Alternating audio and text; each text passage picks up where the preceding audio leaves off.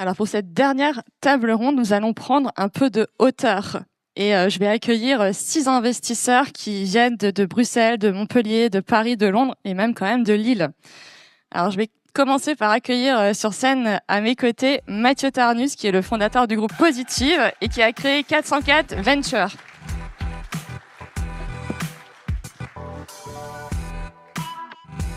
Ensuite, Julien Codorniou, qui est associé général chez 20VC.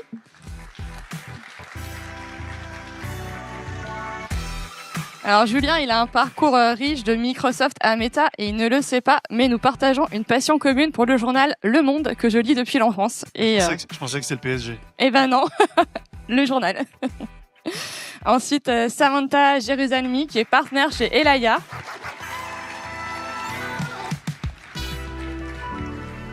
Et donc Elaya, c'est l'un des premiers fonds français qui a parié sur le potentiel de croissance du big data et de l'IA. Puis Arnaud Laurent, qui est fondateur et général partner d'OVNI Capital. Et alors c'est lui-même qui le dit, le sens de sa vie, c'est de financer des entrepreneurs. Donc je suis ravie que tu sois là. Ensuite, Claire Munk. Claire, tu es bordelaise mais bruxelloise d'adoption. Et depuis bientôt 13 ans, tu es CEO de B-Angels. Et B-Angels, c'est l'écosystème de business angel leader en Belgique. Et enfin, Louis Cozin.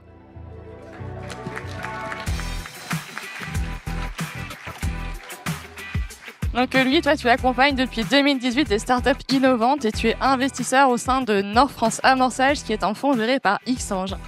Donc merci à tous d'être là. Alors là, encore une fois, comme pour la première table ronde, gros enjeu de tenir les 45 minutes que nous avons devant nous et je sais que ça va être passionnant. Donc tout d'abord, Samantha, lors de nos échanges, tu as abordé l'organisation en silo dans la métropole lilloise, qui permet aux entreprises finalement de se spécialiser, de se différencier et de pouvoir aussi s'émanciper de leur territoire d'origine.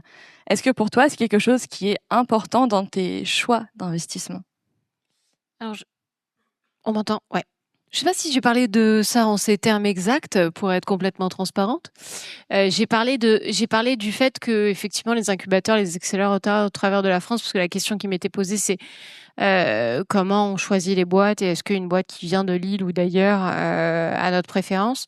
Et ce que je disais, c'est qu'effectivement, le fait que ces incubateurs, ces accélérateurs soient silotés par thématique, par expertise, fait qu'on a plus tendance à se raccrocher à un certain nombre de choses. Et puis, comme vous l'avez dit, on investit sur un certain nombre de sujets avec des grosses thématiques chez nous depuis plus de 20 ans maintenant, avec un peu plus d'1 milliard sous gestion actuellement, sur des thématiques telles que la Gen AI, la cybersécurité, l'infra et des thématiques plus applicatives autour de la santé, par exemple, etc.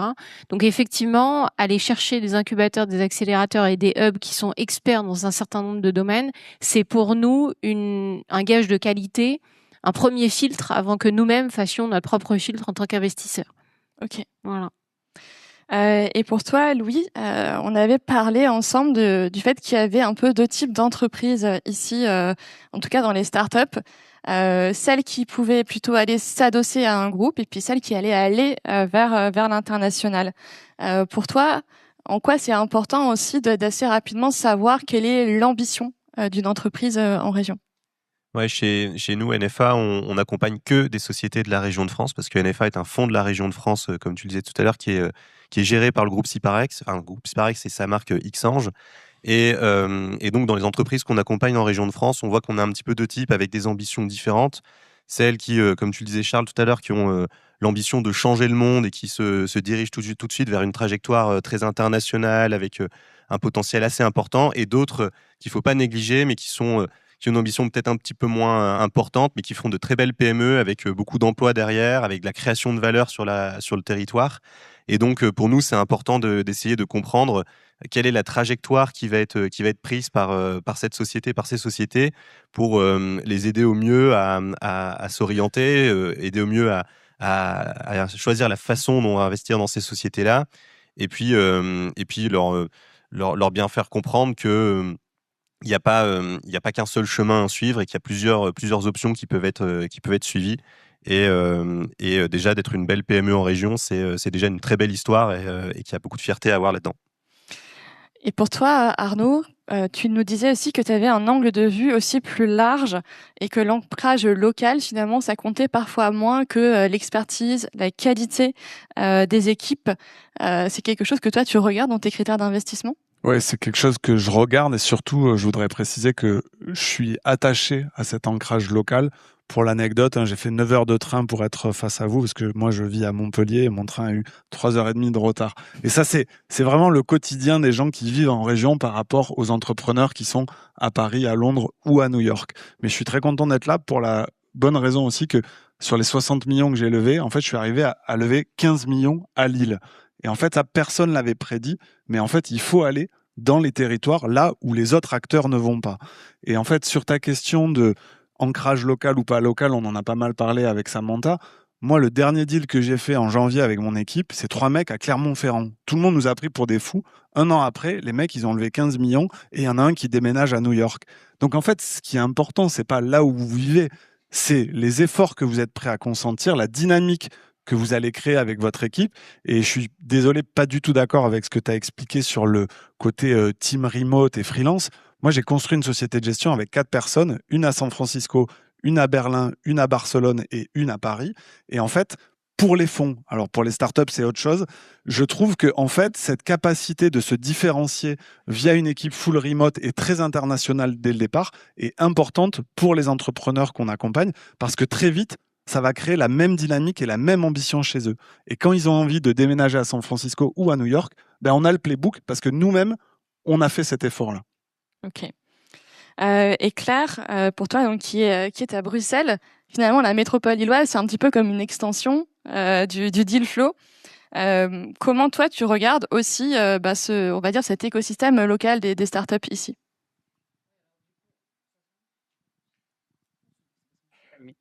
Oui, donc du coup, je suis un peu gênée parce que j'ai mis 37 minutes en train pour venir. C'est vraiment, c'est vraiment pas loin. Donc effectivement, donc moi je gère à la fois un réseau de business angel et des fonds d'investissement, mais ça fait assez longtemps en fait qu'on collabore de manière assez naturelle avec la région lilloise. Alors aussi par facilité, comme ça a été dit, parce qu'il y a des écosystèmes qui sont bien marqués, qui sont bien délimités. Donc, on a des interlocuteurs très clairs, en fait, avec des bonnes structures d'accompagnement. C'est vrai qu'on est un assez gros réseau de business angel. On n'est pas vraiment un réseau de business angel, mais on a déployé 9 millions l'année passée. Donc, c'est vrai que par rapport à d'autres petits réseaux, les entrepreneurs ont tendance à venir nous voir, ce qui est bien, en complément souvent de structures locales. C'est vrai que la Belgique est aussi un accès vers le Benelux pour beaucoup d'entrepreneurs. Donc, ça peut être intéressant de compléter des tours de table en venant chercher de l'argent en Belgique. Après, voilà, c'est extrêmement proche. On a déjà eu pas mal de réflexions pour monter justement des réseaux d'investisseurs un petit peu sur l'Eurométropole parce qu'il y a un vrai besoin d'ancrage de territoire, en particulier pour l'amorçage et en ce qui concerne pas forcément les fonds d'investissement, mais pour les business angels. Et ça a été mentionné dans un dernier panel, le fait de pouvoir réinvestir dans son écosystème, c'est très important.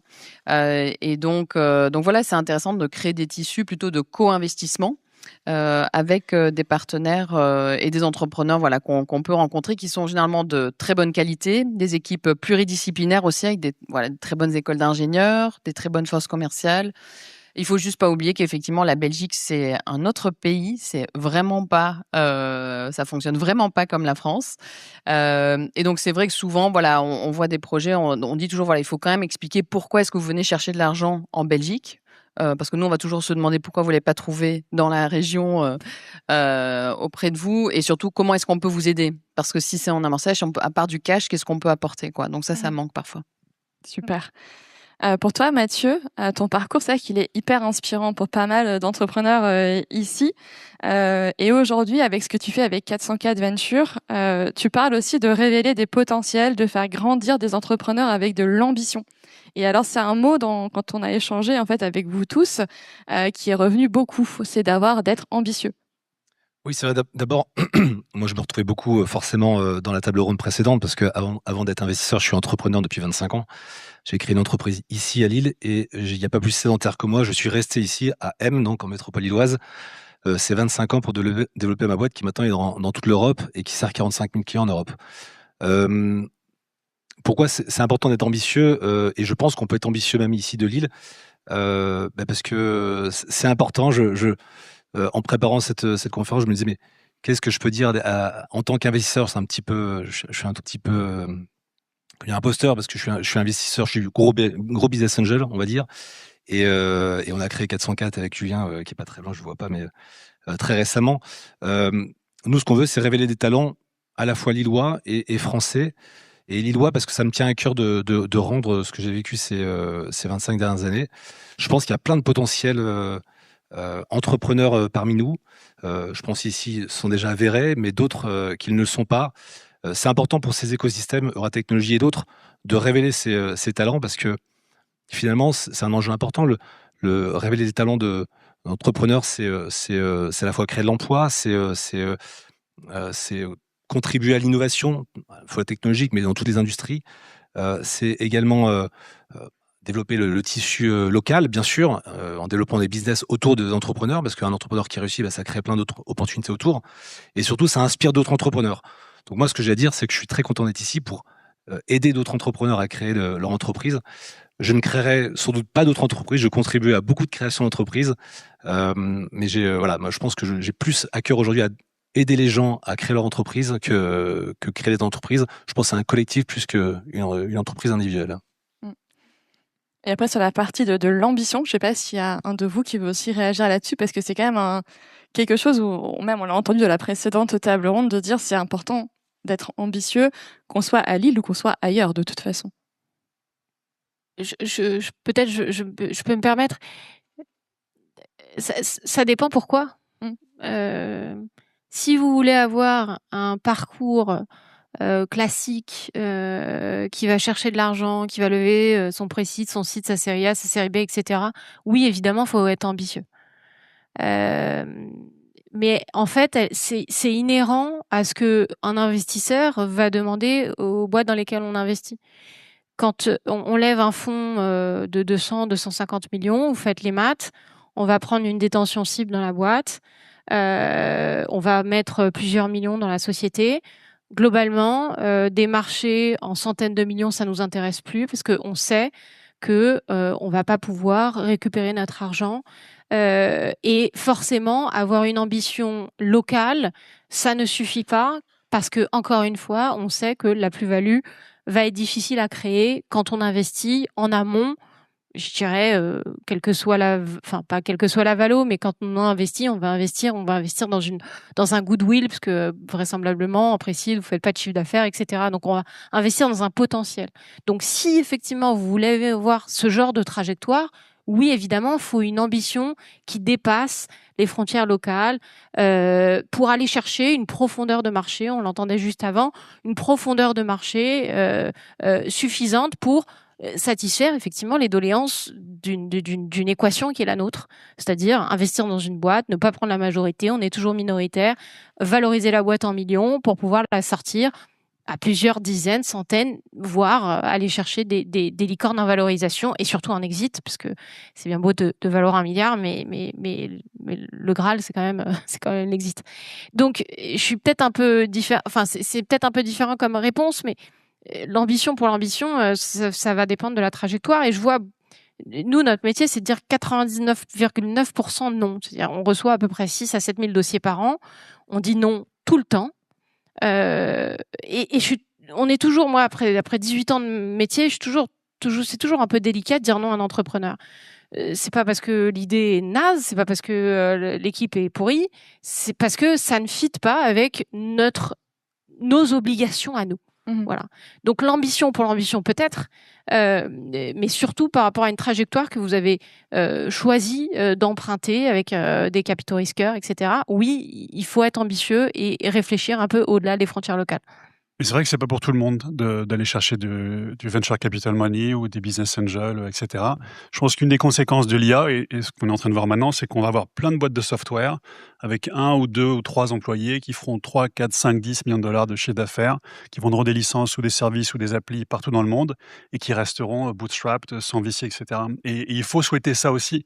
Il faut un écosystème de boîtes de software avec des grosses boîtes, des gens qui lèvent des fonds et qui vont tout cramer et rien faire, mais aussi des petites boîtes, des petites PME qui sont profitables, rentables et qui n'ont pas besoin de capitaux risqueurs. On n'en a justement pas assez en France des boîtes comme ça. Et justement, Julien, toi qui es à la croisée entre la France, l'Angleterre, tu t'avais parlé de 3 règles d'investissement. Ça peut peut-être intéresser aussi ceux qui sont dans la salle, si tu veux Alors, nous en parler. c'est propre à ce qu'on fait chez 20 Ouais. ici. Nous, on est une boîte de médias qui a un podcast et on est un fonds de capital risque au-dessus. Et moi, je m'occupe du pré-seed, c'est-à-dire que j'investis dans des boîtes qui sont souvent pas encore créées et le plus tôt possible. Et nos critères d'investissement, il faut avoir la chance d'être au bon endroit au bon moment en face des bonnes personnes, déjà. Mais une fois qu'on arrive à l'être, on se demande, est-ce que c'est une super équipe? Est-ce que c'est des gens qui ont la rage? Est-ce qu'ils ont déjà fait des choses avant? Est-ce qu'ils ont une histoire commune? Est-ce qu'ils ont le niveau d'ambition qui va bien? Je prends l'exemple de l'ami Charles qui est là. Moi, j'avais rencontré Charles Scheur à Tech d'ailleurs il y a 15 ans, à l'époque de Paf le chien. Super jeu sur Facebook. Et puis quand j'ai su qu'il remontait un truc, comme je l'avais vu monter sa boîte, j'ai vu le grit, l'ambition, et si la fenêtre est fermée, il passe par la cheminée, etc.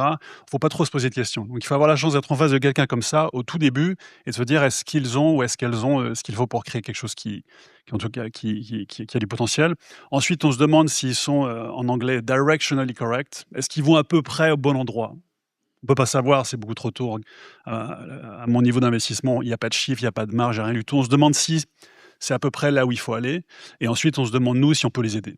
Si on peut accélérer, si on peut les aider à embaucher, à recruter, à être connus, etc. On n'est pas investisseur technique, on n'aide pas du tout sur l'IA, l'engineering, etc. Par contre, on essaie d'aider les boîtes en les mettant sur la carte, en les rendant un peu plus visibles que sans nous. Et donc, c'est un peu les 3 questions qu'on se pose. Est-ce que c'est la bonne équipe? Est-ce qu'ils sont directionally correct? Et est-ce qu'on peut les aider à accélérer la trajectoire? Ok, super. Et Claire, t'avais parlé en Belgique, on parlait de l'écosystème ici, en fait, dans le nord, autour de la technologie, avec la French Tech. Mais en Belgique, il y a Gand, où il se passe énormément de choses et qui a aussi un impact, en tout cas, sur les investissements et la direction des investissements en Belgique. Si tu peux nous en parler aussi. Oui, bien sûr. Mais je crois qu'on s'est vu la dernière fois d'ailleurs avec Julien à Gand. Mais donc, oui, je pense que Gand, c'est un tout petit écosystème, mais qui a une visibilité en fait assez gigantesque ces derniers temps. Il y a plein de fondamentaux qui sont très bons, c'est-à-dire les universités, le talent. Il y a aussi une très bonne, je dirais, visibilité de tout ce qui est activité dans tout ce qui est tech, aussi sciences de la vie. Donc voilà, il y a des bons fondamentaux. Il y a une bonne qualité de vie, il y a des très bons incubateurs, il y a des très bons accélérateurs. Donc, il y a IMEC, qui est de renommée de classe mondiale, qui avait commencé sur les semi-conducteurs et qui s'est un peu diversifié sur la tech. Il y a KBC Started. Donc, ça, c'est un incubateur adossé à une banque nationale qui vient de monter son propre fonds de 100 millions pour faire majoritairement du pré-seed. Donc, il y a un écosystème qui est là, qui s'est greffé au fur et à mesure. Mais je pense qu'il y a eu 2 choses qui ont vraiment changé la donne et qui sont assez récentes. La première, c'est que sur 8 licornes belges, puisqu'on en a eu une dernière la semaine passée, Kiroc, qui est basée à Bruxelles, mais il y en a 4 qui sont à Gand. Donc, par rapport à la taille de la ville, il y a quand même quelque chose qui se passe. Et surtout, ce que ça a créé en fait un énorme engouement pour l'entrepreneuriat, la confiance que c'était possible de le faire, même dans une ville petite, malgré tout ce qu'il y avait, mais voilà, quand même petite. Donc, c'était possible de créer en fait des sociétés à des ambitions démesurées, internationales, avec des statuts licornes, et surtout avec des gens, je dirais, des fondateurs jusqu'à plusieurs niveaux d'employés qui ont reçu des stock options ou qui sont sortis ou qui ont fait des sorties partielles. Ça a créé énormément de cash pour beaucoup de monde autour de Gand. Et là, ça a créé vraiment, en fait, toute une série de nouveaux business angels, de micro-fonds. Et en fait, ça a permis de compléter cet écosystème parce que ce qui manquait, c'était un peu l'investissement systématique. Alors, il y a de l'investissement quasi systématique institutionnel en Flandre à travers un outil de public qui s'appelle PMV. Mais là, ça a juste permis, en fait, d'agréger énormément de gens qui sortaient de la tech, qui venaient de faire du cash dans la tech, qui avaient énormément de réseaux aussi à l'international et qui avaient qu'une envie, c'était de redonner à leur écosystème, d'en être fiers, d'en parler. Et ça, je reviens à l'ambition, c'est vraiment de se marketer comme on est entrepreneur, on est fier de l'être, on est business angel, on est fier de l'être, on est VC, on est fier de l'être, et d'abord Gand, et puis le reste, mais en collaboration avec l'écosystème. Donc c'est assez spectaculaire et je crois que tout le monde en parle. Et pardon, et le deuxième truc, c'est qu'il y a un lieu aussi qui s'est créé, qui s'appelle le Winter Circus. Donc je crois que les lieux emblématiques sont très importants. À Gand, ça a vraiment fait une différence. C'est un ancien garage, mais ils ont fait une rénovation absolument superbe. De nouveau, les entrepreneurs de la tech à Gand ont facilité ça. Et c'est un lieu où tout le monde se retrouve pour prendre son café, pour faire des office hours, pour parler avec des VC internationaux, locaux. Et donc, voilà, ça, c'est quand même deux choses qui ont fait que, voilà, Gand est sur la carte du monde. Ça l'était déjà pour IMEC, mais ça a changé les choses. Par rapport à ce que tu dis, moi, ce que je trouve, on parlait d'ambition, mais en fait, ce qui est important, c'est d'avoir des sources d'inspiration. Et je vais faire une confidence à mes trois collègues de gauche, et même à Charles hein, du Fourgon. En fait, si en tant qu'entrepreneur, on n'a pas des gens qui ont cette ambition, qui deviennent pour nous des sources d'inspiration, ben, on ne peut pas construire. Moi, si je rencontre pas un Mathieu Tarnus il y a 5 ou 6 ans qui fait des tickets de business angel, ben peut-être que je deviens pas VC. Si j'écoute pas Harry Stebbing, ben peut-être que je lance pas mon podcast avec Mathieu Stéphanie. Si je croise pas Sam Monta et Xavier il y a 12 ans au Web Summit organisé par Loïc Lemer avec Tay Chris, qui est mon premier ticket de business angel, en fait, je construis pas ce fond-là. Et donc, c'est pour ça que ces événements sont importants. C'est parce qu'en fait, ça élève le niveau collectif, l'ambition collective, et il y a des gens avant vous qui vous montrent que c'est possible. Et je vous dois ça, moi. Juste sur Gand, vous avez aussi un avantage en Belgique, c'est que déjà tout le monde parle super bien anglais. Et en plus, le marché local est trop petit. Donc moi, je vois beaucoup de boîtes de software à Gand. J'ai investi dans TechWolf, dans une autre ensemble, je crois, Claire.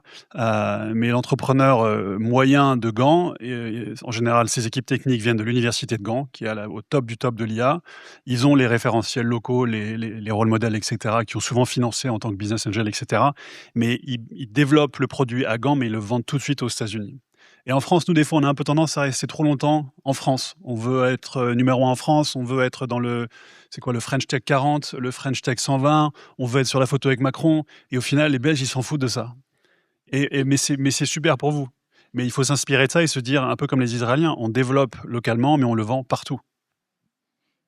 Peut-être 2 points rapidement, mais sur le fait qu'effectivement, je pense que ce qui est important, c'est d'avoir de l'inspiration. Donc, au Winter Circus, justement, on organisait un événement qui s'appelle Ambition is Mandatory. Et ça, c'était l'écho et de Tate. Donc, parce qu'en fait, en Belgique, alors oui, tout le monde parle anglais, mais ça reste 3 régions avec des spécificités et des co-investisseurs locaux. Donc, il y a aussi quelques complexités. Là, c'était assez exceptionnel. C'est le journal francophone et le journal flamand qui ont organisé un événement pour élever les ambitions des entrepreneurs. Parce que je pense que le premier succès, c'est déjà d'entreprendre. Et je pense que l'entrepreneuriat, c'est pas pour tout le monde. Sans compter que le VC, c'est vraiment pas pour tout le monde.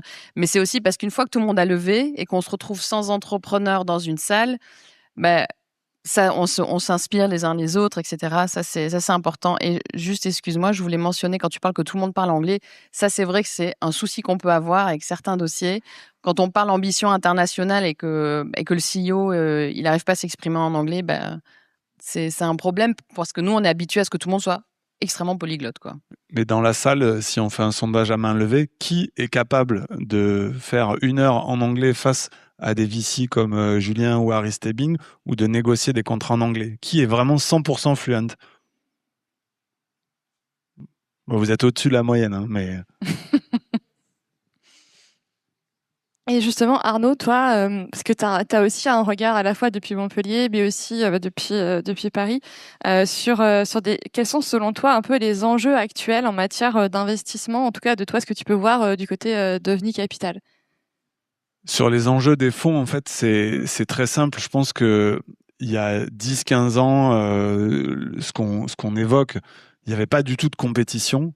Aujourd'hui, en fait, les fonds ont énormément grandi.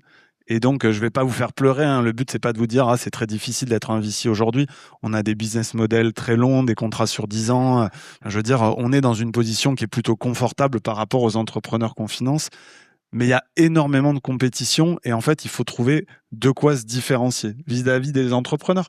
Parce que les entrepreneurs moyens et les repeat entrepreneurs, ils ont énormément mûri et ils sont beaucoup, beaucoup plus exigeants. Ça veut dire quoi au niveau d'un fonds comme OVNI Capital, mais c'est pareil pour mes collègues? Mais en fait, ça veut dire qu'en 10 jours, vous devez être capable, voire des fois plus, d'exécuter un deal entre premier rendez-vous, peut-être 2-3 points de contact avec l'équipe, une dizaine de ref call experts. Et en fait, à la fin d'une semaine, il y a déjà 5 term sheets sur la table avec des fonds qui prennent tout le tour. Enfin, je veux dire, moi, j'ai vu un dossier robotique jeudi dernier, pas ce jeudi, mais le précédent. Et en fait, il y a déjà 3-4 term sheets sur la table. Et donc, ça veut dire quoi? Ça veut dire que, en fait, l'écosystème a vraiment beaucoup grandi. Et en fait, la qualité des entrepreneurs, ceux qui sont capables de faire des boîtes en centaines de millions, voire de milliards, sont rares. Et donc, il y a cette compétition un peu exacerbée dans laquelle il faut arriver à garder la tête froide. Moi, je trouve qu'on fait un petit peu peur à l'audience. Parce que pour moi, il y a deux catégories de VC. Effectivement, il y a des VC qui lèvent un certain nombre d'argent et qui doivent donc déployer et qui ne pourront pas faire 100 boîtes et qui, du coup, cherchent la future licorne.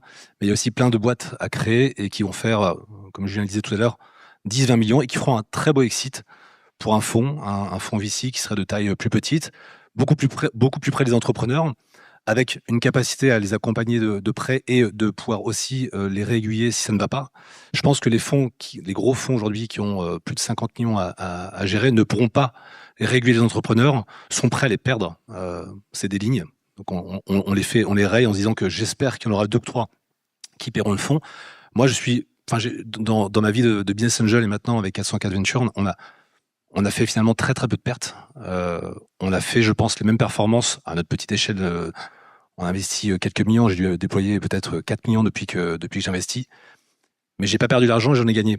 Et je pense que les performances de fonds sont similaires, à notre échelle bien sûr, au fond, à ce que vous cherchez en termes de performance. Le problème, c'est effectivement des boîtes qui sortiront à plus de 100 millions en France et ailleurs.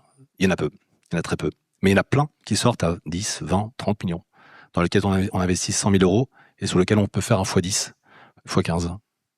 J'ai déjà fait. Et donc voilà, c'est juste pour dire que n'ayez pas peur si vous entreprenez. La vie n'est pas faite que de boîtes qui vont faire 1 milliard de chiffre d'affaires et qui sortiront à 10 milliards. Aujourd'hui, je trouve qu'on est très influencé par ça. Et il y a beaucoup de choses à faire aussi sur des tailles beaucoup plus modestes. Tout en étant international, bien sûr. Le but n'étant pas rester lillois ou stricto français.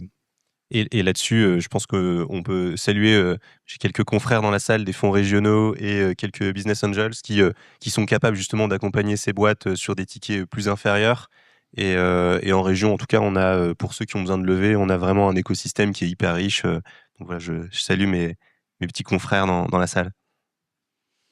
Et Samantha, toi, tu avais parlé du fait d'avoir des entrepreneurs qui ont la capacité de créer du FOMO auprès des fonds. Est-ce que tu peux nous en dire un peu plus? En fait, ça revient un petit peu, alors pas qu'à l'anglais, mais encore une fois, je pense que nous tous réunis, on reçoit de plus en plus de dossiers. Moi, quand je commence il y a 18 ans, j'étais la seule analyste d'un fonds de 3 personnes et demie. J'étais le demi et on reçoit entre 800 et 1200 dossiers, qui est déjà à l'époque assez colossal. Donc, je travaillais les deals un par un pour savoir qui il fallait rencontrer, qui il fallait pas rencontrer, etc. Aujourd'hui, on en reçoit, ce que j'ai dit, entre 6500 et 7500 par an. Et en fait, forcément, encore une fois, notre boulot, c'est de dire non. Le plus gros du temps, et il faut bien qu'on définisse les différences d'un dossier à un autre. Alors évidemment, on va tous regarder la même chose. Est-ce que l'équipe est complémentaire? Est-ce que la profondeur de marché est là? Est-ce que la tech, dans notre cas, puisqu'on est investisseur dans la tech et surtout dans la deep tech, est-ce que la tech est là? Donc on a besoin d'avoir un breakthrough technologique à l'entrée quand on investit, que ça soit très très early stage ou plus late stage. On va regarder la vélocité de l'équipe, si jamais ils ont déjà un petit peu exécuté, s'ils sont commercial ready, etc. Donc on va regarder plein de choses. Je pense qu'on regarde à peu près tous unanimement la même chose. Et après, il faut faire la diff, quoi. Soit on est investisseur à thèse, donc nous c'est ce qu'on est, puisqu'on n'est pas des investisseurs agnostiques, on investit dans un certain nombre de sujets, mais pas tous.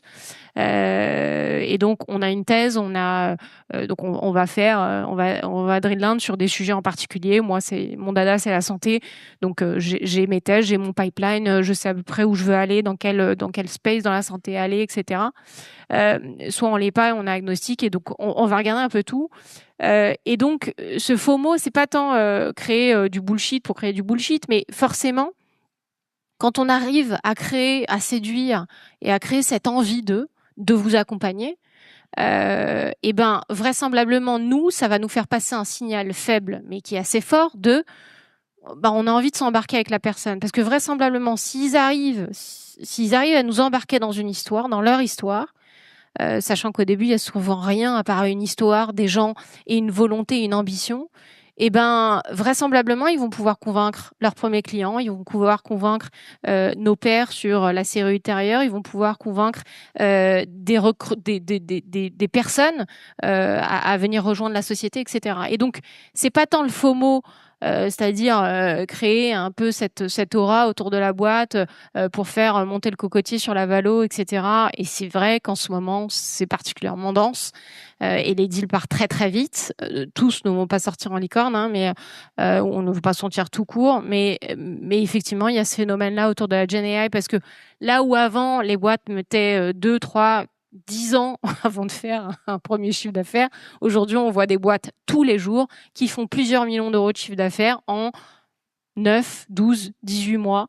Et ça, c'est extrêmement différenciant par rapport à ce qu'on a pu vivre jusqu'aujourd'hui. Donc pas créer le FOMO pour juste créer le FOMO et faire monter la sauce d'un point de vue valorisation, parce qu'à un moment, c'est plus créer cette envie et arriver à séduire. Parce qu'on se dit que ce signal faible de cette capacité à séduire un entrepreneur, un investisseur, va pouvoir se relayer auprès des autres stakeholders, à savoir les clients, les premiers recrutements, etc., etc. Donc, pas le FOMO pour le FOMO, mais voilà, cette envie de vous accompagner et de vous embarquer dans l'histoire. Et il y en a qui savent très bien faire ça. C'est des storytellers. Alors, évidemment, on va creuser, on n'est pas complètement idiots, hein. On n'est pas juste des moutons qui suivons comme ça. Voilà. On va creuser, il y a des due deals, on va appeler des clients, on va s'assurer qu'on va dans le bon sens.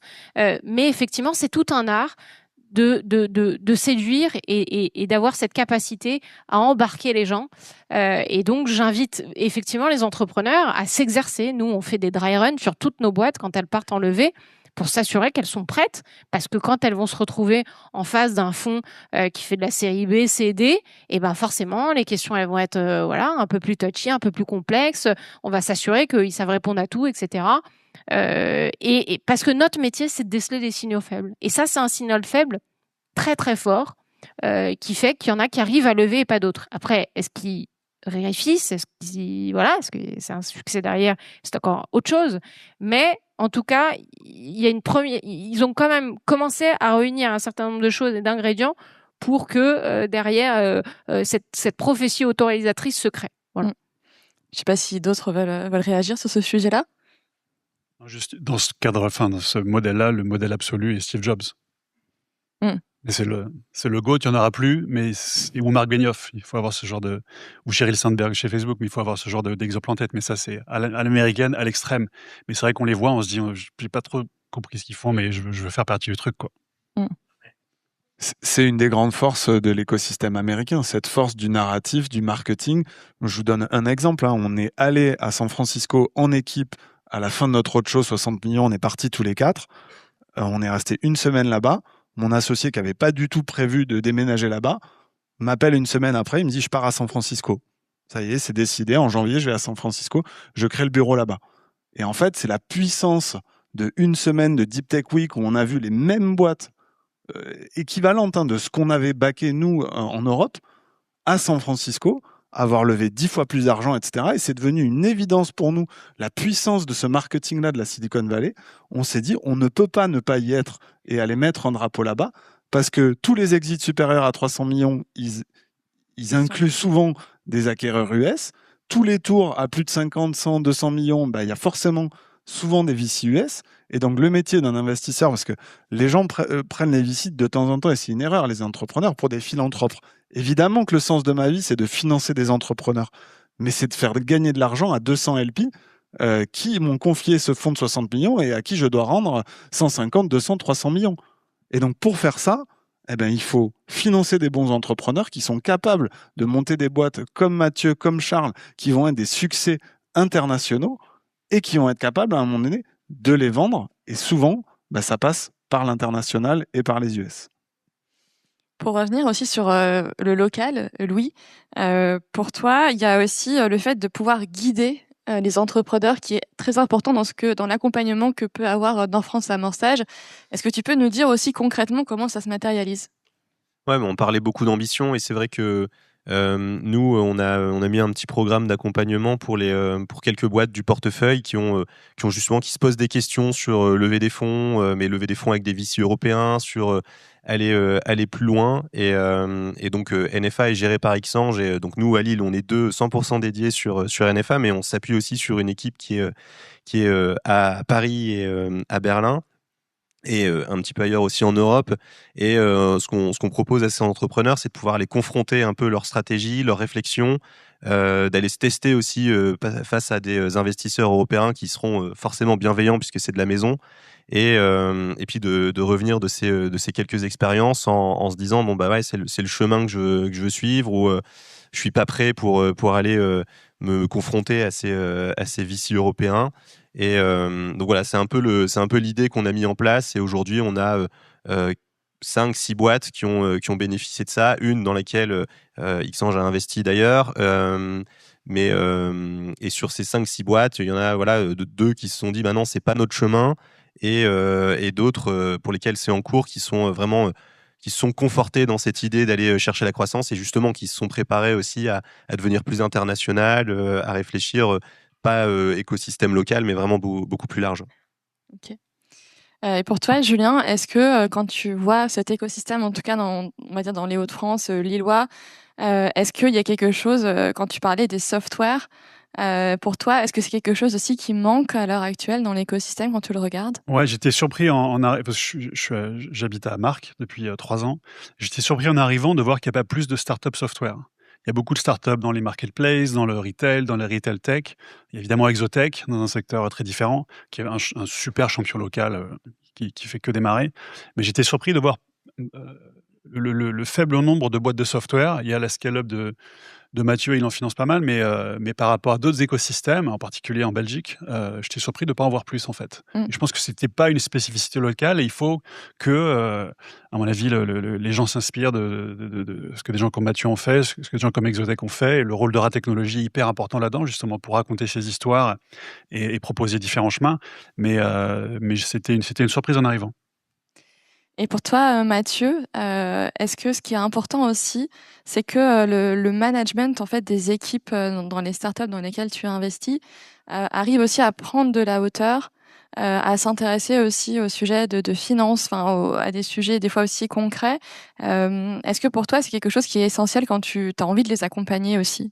Oui, bien sûr, c'était mon parcours aussi. Moi, je suis un peu atypique parce que j'ai pas eu de fonds à mon capital. J'ai tout fait bootstrap et ça a duré 25 ans et je suis toujours là.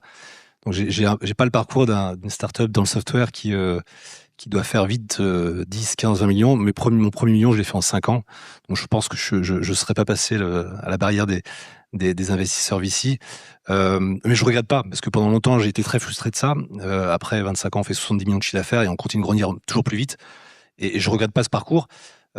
Mais pour revenir à la question, c'est très important, la finance, parce que moi, j'ai changé 10 fois de métier dans mon entreprise. Au départ, je faisais tout. Et progressivement, je me suis occupé de manager des managers pour en arriver à un rôle beaucoup plus financier. Alors, je n'avais pas forcément fait d'études de finance. Et oui, c'est important pour tout entrepreneur qui grandit, avec son entreprise qui grandit. On fait des choses de plus en plus liées à la finance. Il faut s'intéresser à ça. Alors, d'autant plus quand, bien sûr, on lève des fonds, parce qu'on voit beaucoup d'entrepreneurs qui sont déconnectés complètement de cette sphère-là, et ça peut les isoler de temps en temps. Donc, c'est intéressant de vraiment s'intéresser à la fois à la finance bas niveau, je veux dire, le fonctionnement d'une entreprise, mais également à tous les rouages du financement, parce que ça peut les aider. Ouais, Ça peut leur aider. Et c'est important aussi on parlait des managers, pas forcément que le dirigeant, mais les managers. Nous, très tôt, on a permis aux collaborateurs d'être actionnaires, et j'ai fait beaucoup de pédagogie sur le principe du financement d'une entreprise. C'est très important si on ne veut pas être complètement largué en tant que dirigeant dans sa stratégie financière de développement de la boîte par rapport à des employés ou des managers qui ne comprennent pas la stratégie. Mmh. Est-ce que quelqu'un d'autre veut rebondir sur cet aspect d'intérêt, en tout cas de s'intéresser sur la partie financière notamment quand on est dirigeant et qu'on veut lever des fonds, quoi. C'est quand même essentiel. Oui, non, peut-être juste rebondir. C'est vrai que parfois, ce qu'on voit, mais ça c'est souvent au tout début, c'est effectivement, comme disait Mathieu, c'est un peu un désintérêt parfois de certains profils pour l'aspect financier, ou encore pire, une délégation en fait à des tiers. Et ça, je crois que c'est vraiment à pas faire. C'est-à-dire que surtout quand on intervient nous très tôt au capital, il faut que l'entrepreneur comprenne en fait les hypothèses, les paramètres, le business plan et enfin voilà le sous-jacent en fait du potentiel de croissance. Et donc je dirais que quand on voit des fondateurs, même très brillants, mais qui délèguent ça aux comptables ou autres, c'est vraiment, c'est des erreurs de débutants. Et je pense qu'après, effectivement, comme tu dis, ce qui est important, c'est d'embarquer tout le monde dans un projet d'entreprise et de croissance, donc y compris, faire pas mal de pédagogie sur comment fonctionnent les levées de fonds, quelles sont les attentes des investisseurs, parce que quand on fait rentrer du capital, la temporalité change, les KPI changent, il y a du reporting à faire, les dynamiques changent. Et donc, en fait, si on n'arrive pas à bien expliquer ça, ça peut créer des soucis. Et puis, alors, il y a les aspects, effectivement, d'actionnariat salarié, les stock options, etc. En Belgique, c'est aussi très important de l'expliquer parce qu'il y a une fiscalité à l'entrée à payer. Donc, là aussi, il faut bien l'expliquer. Ça, c'est différent dans tous les pays européens, mais de nouveau, il faut pouvoir expliquer dans quel bateau tout le monde est embarqué. Puis aujourd'hui, on n'a plus d'excuses en tant que gérant. Moi, typiquement, la finance, c'était pas mon fort. Je me suis associé avec un banquier qui avait passé 20 ans à New York et qui avait bossé en hedge fund pour grandir. Mais il y a 10-15 ans, on n'avait pas les outils qu'on a dans la poche. Mais aujourd'hui, le soir, entre midi et 2, à tout moment, on peut se former sur n'importe quel sujet. Et ça, c'est la chance de tous les entrepreneurs qui se lancent aujourd'hui. C'est que dans votre poche, vous avez quelqu'un qui sait lire un bilan, vous n'avez pas besoin d'appeler votre comptable, vous avez quelqu'un qui peut vous coder une landing page, vous avez quelqu'un qui peut vous programmer vos posts LinkedIn sur 3 mois et vous avez juste à retoucher. Enfin, honnêtement, aujourd'hui, l'entrepreneur est quand même super puissant et sachant. Il y a 10-15 ans, fallait décrypter, fallait savoir entreprendre. C'était beaucoup plus dur. Puis tout ça est documenté aussi maintenant. Il y a les podcasts en français, en anglais, il y a les bouquins, il y a les posts LinkedIn à rallonge. Nous, on voit beaucoup de fondateurs en Europe de l'Est à travers une initiative qui s'appelle Project Europe, où on finance des gens qui ont moins de 25 ans. On voit des gars ou des nanas de 18-19 ans en Europe de l'Est qui montent des boîtes de software et on a l'impression qu'ils ont vécu dans la Silicon Valley toute leur vie. Parce qu'ils se sont nourris de toute cette littérature et tous ces podcasts qu'il y a maintenant en ligne pour écouter les meilleurs raconter leur vie et comment ça marche. Et on arrive sur la fin de cette table ronde. Si vous aviez un conseil ou un mot à retenir pour des entrepreneurs qui sont dans une phase d'accélération, qui vont lever des fonds, qu'est-ce que vous auriez envie de leur dire ?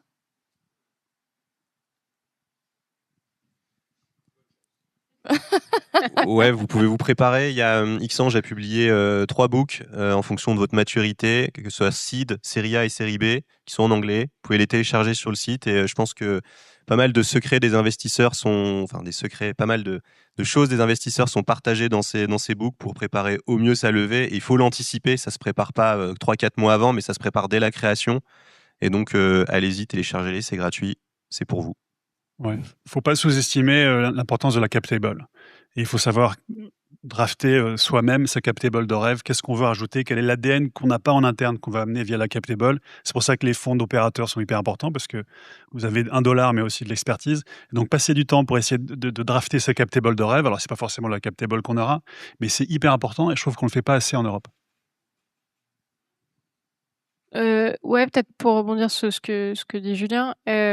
Souvent, les entrepreneurs sont surpris quand je leur dis faites des rêves sur nous. Parce que nos entrepreneurs sont notre plus belle vitrine, je pense. Et en plus, historiquement, on n'a pas été les meilleurs en marketing. Donc, faites des rêves sur les investisseurs qui vont vous rejoindre. Comme nous, on va vous charcuter dans tous les sens, faire des diligences, appeler vos clients, etc. Il n'y a pas de raison que vous le fassiez pas. Et souvent, les entrepreneurs n'osent pas. Effectivement, c'est très français, je pense. Je sais pas si c'est très européen, mais c'est très français en tout cas. Donc, n'hésitez pas à nous benchmarker. Moi, c'est vrai que souvent, comme on est dans la course un peu à toutes les belles boîtes et que c'est très compétitif en ce moment, souvent j'ai des entrepreneurs qui ne viennent pas de France, souvent d'Allemagne ou des Nordiques, qui avant même d'ouvrir une data room vous disent comment vous pouvez m'aider en bizdev? Est-ce que vous connaissez un tel? Faites-moi des refs, faites-moi des intros, etc. Avant même d'ouvrir une data room pour la levée de fonds. Je sais même pas combien il a levé. Limite, je ne sais pas ce que fait la boîte.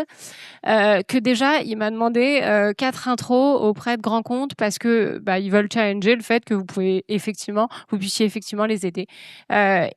Peut-être qu'il faut pas en arriver jusque là, mais en tout cas, n'hésitez pas à benchmarker sur le marché, à faire des refs et à appeler les entrepreneurs qui sont passés par nous, voilà. Et moi, j'ai peut-être juste réappuyer sur deux mots qu'on a dit, donc être ambitieux et viser tout de suite l'international.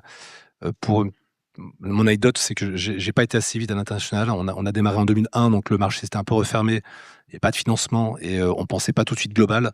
La France, c'est parce que c'est un marché profond et donc du coup forcément on a déjà tellement à faire en France qu'on n'imagine pas tout de suite notre société globale. C'est ce qui fait que des pays comme la Belgique ou l'Estonie aussi pensent immédiatement worldwide.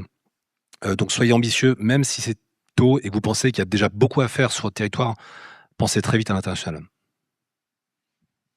Moi, je dirais que la levée de fonds, c'est pas un sport obligatoire en fait. Donc si on le fait, je pense qu'il faut le préparer, il faut le faire bien, il faut savoir à quel type d'investisseurs on s'adresse, à quel moment et quelles sont leurs attentes, quelles sont la taille des fonds, dans quelle verticale ils investissent, est-ce qu'ils sont en fin de période d'investissement, en début. Toutes ces informations sont disponibles en plus de la théorie sur l'investissement.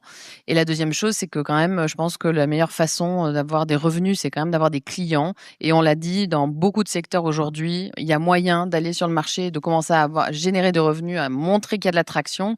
Et on est dans un moment de marché aussi où les investisseurs attendent de l'attraction, un petit peu de revenus, voire pas mal de revenus, parce que vous devez y arriver, je dirais, avant de dire, voilà, on commence et puis on va lever des fonds. Je pense que c'est pas forcément le bon réflexe. C'est bon. Non, mais juste lancez-vous, rêvez grand, soyez passionnés. Et en fait, l'entrepreneuriat, on gagne pas à tous les coups. Et typiquement, nous, les VC, sur un fonds, on fait 30 ou 40 participations, il y en a 25 qui se plantent. C'est pas grave. Non, quand même. On peut refinancer la boîte d'après. Et ça fait partie aussi de notre modèle en tant que VC, de financer l'échec et de le soutenir et d'être là même dans les moments où c'est difficile. Super, merci à vous. Je pense qu'on peut les applaudir.